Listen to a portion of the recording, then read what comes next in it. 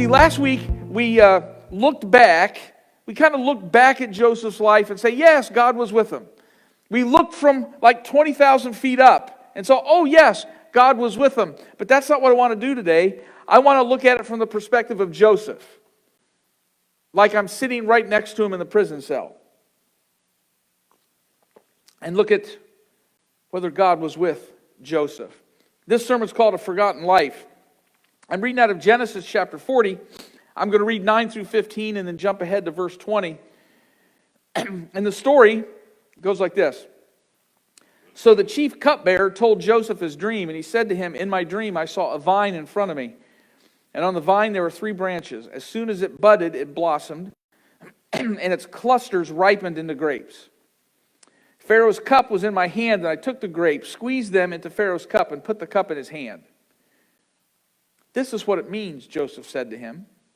The 3 branches are 3 days. Within 3 days, Pharaoh will lift up your head and restore you to your position, and you will put Pharaoh's cup in his hand, just as you used to do when you were his cupbearer. But when all goes well with you, remember me and show me kindness. Mention me to Pharaoh and get me out of this prison. I was forcibly carried off from the land of the Hebrews, and even here I have done nothing to deserve being put in a dungeon. Moving ahead to verse 20. Now the 3rd day was Pharaoh's birthday, and he gave a feast for all his officials. He lifted up the heads of the chief cupbearer and the chief baker in the presence of his officials. He restored his chief cupbearer to his position, so that he once again put the cup into Pharaoh's hand. The chief cupbearer, however, did not remember Joseph. He forgot him. And the first phrase from chapter 41, when 2 full years had passed. Last week we said that God was with Joseph. But this week, I'm going to sit next to him in the prison. If God was with Joseph, let me tell you something. There was precious little evidence that that's true. He'd been sold into slavery. He was falsely accused and imprisoned. He was, I don't know, he could have been 18, he could have been 20, he could have been 21. He was still a young man. Potiphar's wife propositioned Joseph. I don't know, in my story, how I play it in my head, she was probably pretty attractive. Used to getting her way. And Joseph said no. And there's a line in there. Why would I do that going against the Lord? This is what he gets for it. Wait a minute. He didn't do anything. He's at Potiphar's house. He's propositioned. He says no. He takes care of Potiphar's house to the best of his ability. Now he's in prison. And in prison, if you read the story, his prison officials trusted him. He's a prisoner, yet he was given responsibility. There are all the people that went through life. They're here. Then there are all the unfortunate people that were kind of on the bad end of things in Egypt that no one really cared about. Then there's about 3 feet of pond scum. And then there's Joseph. Excuse me. Let me ask a question. This is success? This is God's blessing? If I'd been sitting next to Joseph, I would have said, why are you doing this? Why are you being faithful? Why are you working so hard? Why didn't you give in to Potiphar's wife? Look at her, she's good looking. Why are you doing this? Your God doesn't care about you. You're not being blessed. There's nothing about your life that betrays this. Nothing.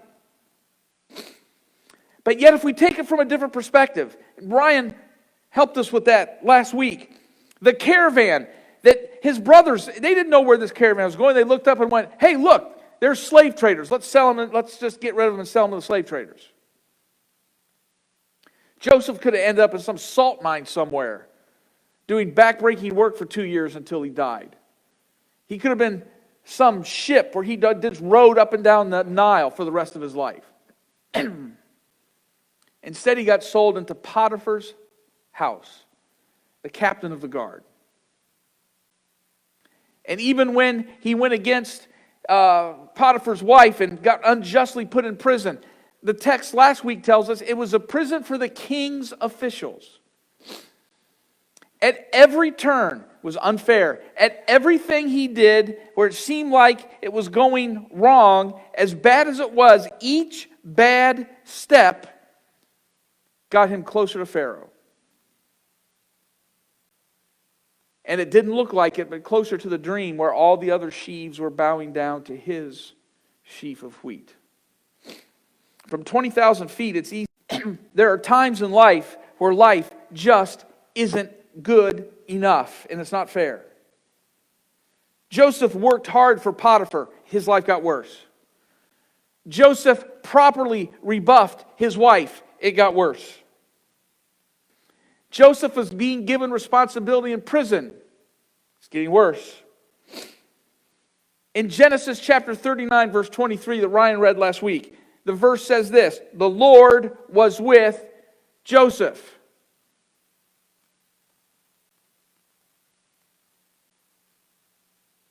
Phooey. Horse feathers. Balderdash. There was a guy in college when we played golf together. When he'd hit a bad shot, he would just yell, obscenities! That's all he'd yell. He wouldn't yell one, he'd yell the word obscenities. There was nothing to show that the Lord was with Joseph. This is garbage. Do you call this being with me, God? Do you call this blessing? Look where I'm at. I'm in the middle of prison. I'm doing everything right, and this is what I get? God, where are you right now? You're nowhere to be found. And I just don't get it. Look at how easy the unrighteous have it. Look at Pharaoh's guard. Look at Pharaoh's officials. I can't tell for certain, but I bet if you went back to my brothers, they have it a lot better than me. They're still in my father's tents. They still have sizable herds. And they sold me into slavery. And I've done everything right at every step along the way. And look where I am. And and by the way, that's the plot line for about 50 of the Psalms. I'm sure Joseph felt that way. He was right to feel that way. But the good news for this morning is this. If there is good news, the good news is your present circumstances do not reflect the way God is working. I can probably, sure there are many homes, their bank accounts are full, everything is going great, and they'll say, God's been good to me, and they haven't had a thought about God in 10 years. God has nothing to do with it. And I can take you another house where things have not been good, and they're trying to do the right thing, and they'll say, I don't know what I'm doing wrong, but it's not easy. And I would tell them, I want you to keep going because God is with you more than you know. In the middle of Joseph's prison, a hopeful day arrived, and that's the story we read. He had the cupbearer and the baker both say, man, I had a dream, and I don't know what this dream means. Egypt was a place where they thought dreams had meaning. Joseph, can you help us out? And Joseph said, yes, I'll tell you exactly what those dreams meant. Unfortunately for the baker, that was bad news. God told the baker in 3 days, Pharaoh's going to restore you, but he's going to kill you. That's what happened. But the cupbearer, we read the cupbearer story. I didn't think I'd read the part about the baker getting killed. And it happened just as he said. He was restored. He's serving the king. He's in the room where everything matters. The most powerful man in the world probably at that time. And he's in that palace room. He serves Pharaoh's wine to him. Now, I don't know what on earth the baker had to do to get killed. I don't need burn Pharaoh's Pop-Tarts? I have no idea what he did. I mean, how touchy is Pharaoh that a death sentence is if you overcook his hot cross buns that you end up dead? But Joseph was right. The cupbearer is restored. He has his job. And Joseph was certain that that was the meaning of the dream. God had helped him with the interpretation of the dream. So Joseph's going, good, any day now. Any day my door is going to swing open. And Tuesday passes. And Wednesday. And Thursday. And Friday. Now it's 1 week later, and it's 2 weeks later. And now it's 1 month later. Now it's 3 months later, and it's 5 months later. And his door doesn't open, because these are some of the saddest words in the Bible. The cupbearer forgot Joseph. So my question is, have you ever been forgotten?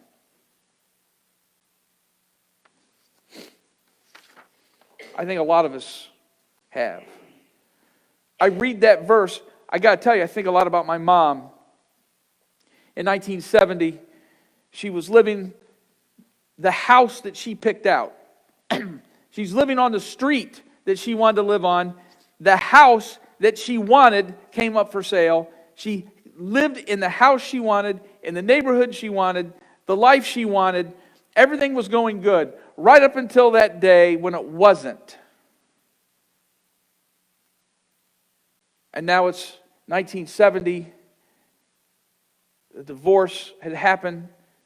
She's now living in about a third of the house, not in the neighborhood she wanted, not on the street she wanted. She finds herself working not enough hours in a day, and then about 3 months into that, my brother trips on an electric coffee pot and has third-degree burns on his legs. And there's words like skin graft and children's hospital and all these things in mind. And I don't know what on earth was going through her mind, but I can guarantee you she felt forgotten. Not even close to that. There were points along my journey when I thought, man, did I miss something? Where did I go wrong here? Yet I'd run it through in my head. If I did the same decision, I'd make it the same way, and I don't understand any of this. I feel like I'm where I should be. I feel like I've made the right decisions. I feel like I know the direction. I feel like this should be where I'm at. Yet there was nothing, no breaks, no movement, no anything. And I'm not talking about a bad week. I'm talking about a bad year. I'm talking about a bad decade. I'm talking about there's a lot of struggles in life. So what do we do when we are at the lowest point? And I think this is necessary. Because one of the things I think we are at culturally, and I'm convinced of this as much as I've been convinced of anything in my life, we have a whole swath of forgotten people in our culture. Not forgotten, purposefully left out and overlooked. We have places in the country, we have kids that haven't been in school for a year and a half. We have parents trying to juggle job, paying bills, one kid here, one kid there. We had government leaders, we have leaders of a society that looked at cultures and divided culture into essential and non-essential, which is a mistake we will be overcoming for decades. Someone who has reason to know and works within this industry was talking to me a couple weeks ago, and he said, Doug, I think you'll find this. He goes, you'll find this funny, but it's not funny. All right? He said, trying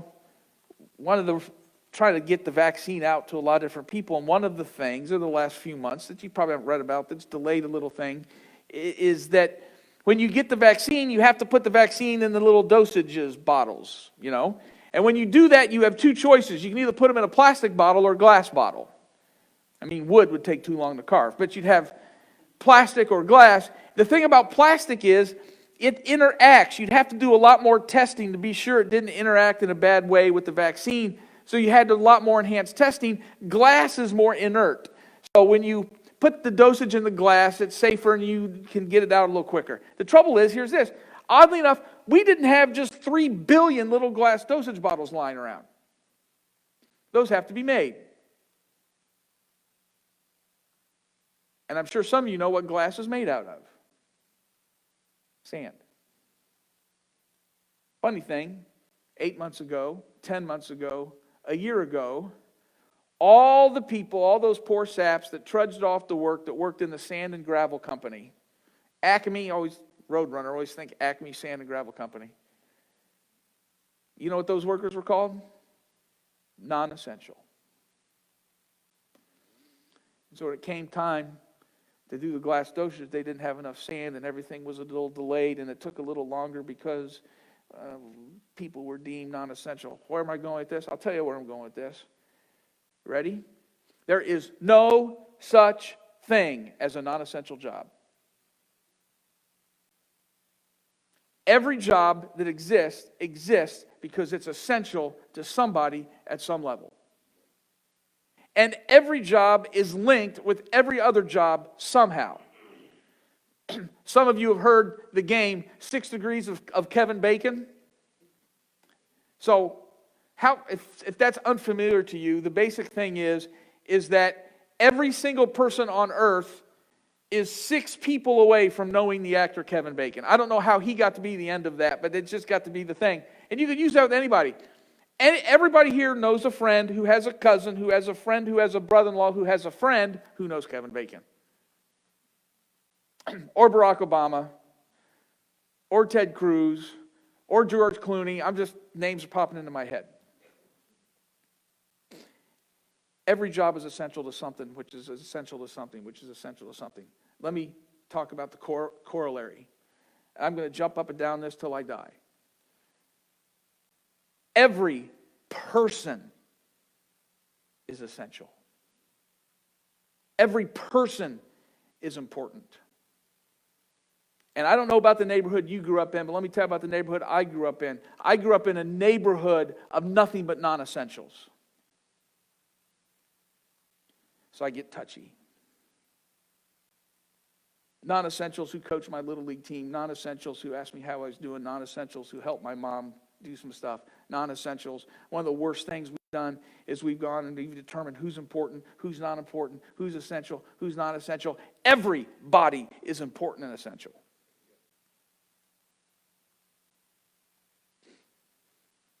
So what do we do when it feels like we're not important? What's it do when it feels like that we've been forgotten? What do we do when we feel like we've been deemed not essential? What do we do when it seems like even God's forgotten us? First thing, don't stop. Please don't stop.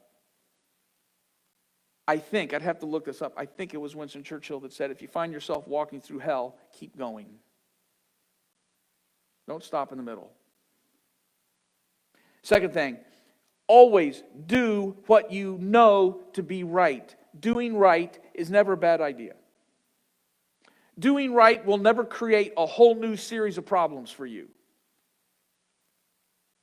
You see, there was every reason in the world for Joseph not to do what he did. I'm just giving me responsibility, think I'm going to do what they want to do. The people who keep me in prison, I'll show them. And he'd have been justified. It would have felt good.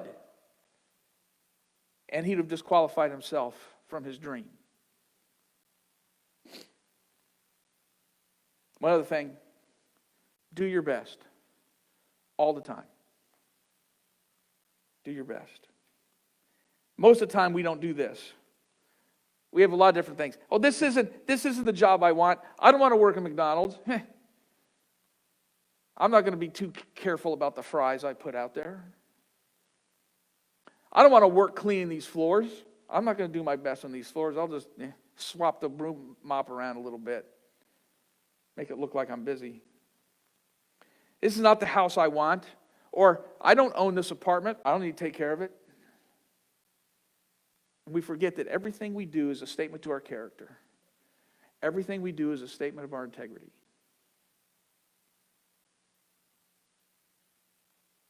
And if all along the way Joseph had all these opportunities, he could have, again, with every reason, said, God doesn't care. This isn't fair. I'm going to do what I want anyway. He didn't know that he was just one step closer to what that dream was. He was one step closer. Each failure got him a little closer to Pharaoh, even in the midst of all the trouble. We have no idea how the circumstances of our life right now might be preparing us for next week, next year, or 10 years from now. My brother, who spent months after learning how to walk, crawling around the floor, had to learn how to walk again at age 3.5 or 4. And my brother now is some of you remember my brother. He's a licensed family counselor and family therapist. He has 4 people that work underneath him. He's the guy most of the town goes to for issues like that. And part of the reason is because part of the things that he endured when he was smaller. He endured burns on his legs. He endured a brother who wanted nothing to do with him whatsoever for most of his growing up. So trust me and trust this story. Even when you cannot feel it, even when it seems contrary to all evidence you have, God is with you. You have no idea what you are being prepared for. You have no idea what's just around the corner. And your failure here, and when life seems rough, is going to disqualify you from that thing you've always wanted. The truth of the matter is we just don't know when things will turn. Joseph had no idea, but each experience was getting him closer to Pharaoh. Each circumstance was preparing him to run Egypt. There are so many points along the way that he just could have given up, and he would have lost his chance. It's easy to say God is with me when everything is good. But when everything is going bad, we have to believe that God is still there, even when the evidence seems otherwise.